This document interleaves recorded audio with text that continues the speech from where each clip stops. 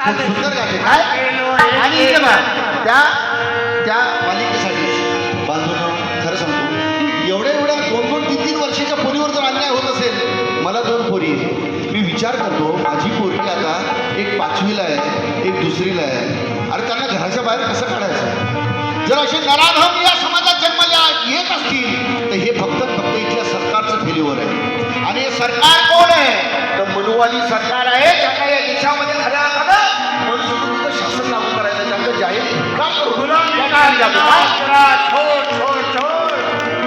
गुलामी का जिनात्रा छोड़, भीम से प्यारे नाता बिजोड़, खाके लोहे के चले कोई तेरी